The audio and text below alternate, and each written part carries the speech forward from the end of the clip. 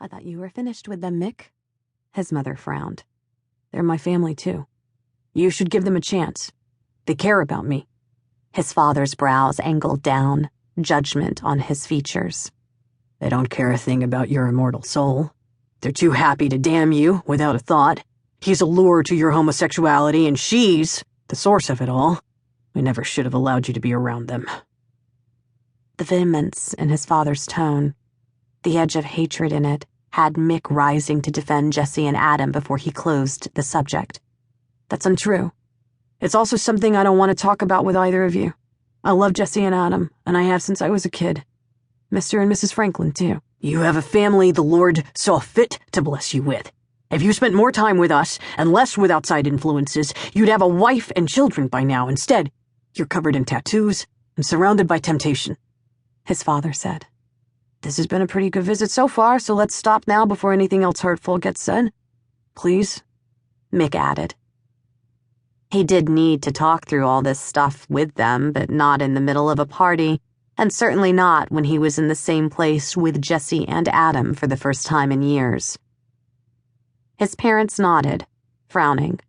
They made their excuses, including a few about why some of his siblings weren't there.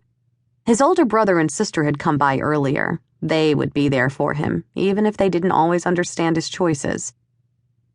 The rest of his biological family was a grab bag of messed up relationships.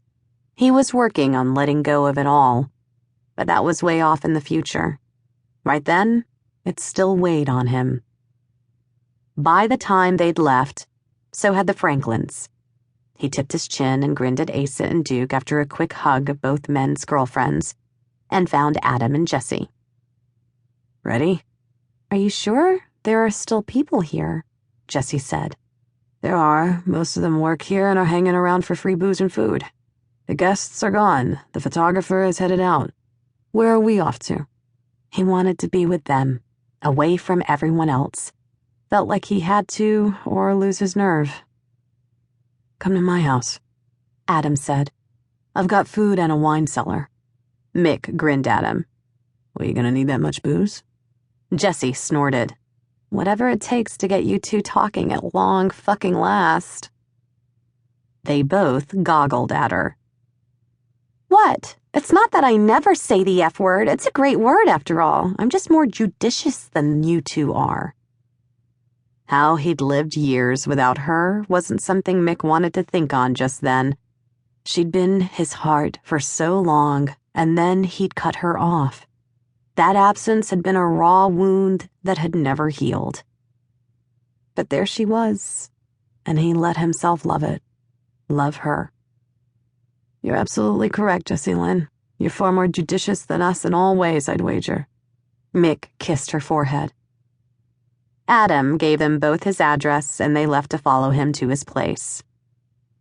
He was nearly to his bike when Duke and Asa called his name. Mick could have pretended not to hear them, but as he'd decided to finally talk to Adam and Jessi after all this time, he might as well be open with Asa and Duke too. Within reason. He kept walking to his bike, but waved to acknowledge them both. So, you want to tell us something? A few things? Duke asked as they met up at his bike. A lot of things?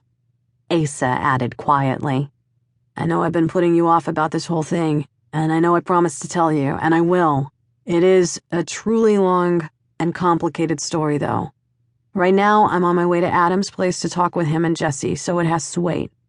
I've loved Jessi since I was that lonely 7-year-old who she dragged into her birthday party because she saw him watching from the trees. Duke's expression softened, and then hardened. I want to talk about your parents, too. One giant life-altering thing at a time. I'm not a wizard, Mick said. Ace's laughter startled them both. As for Adam, well, that's complicated too, but loving him was one of the things that sent me back to the army, and more. Jesus, a lot more. Mick blew out a long breath. Don't keep them waiting. We'll be around when you're ready. Duke tipped his chin before hugging Mick. So, both of them? This isn't a love triangle situation, right? Asa asked him.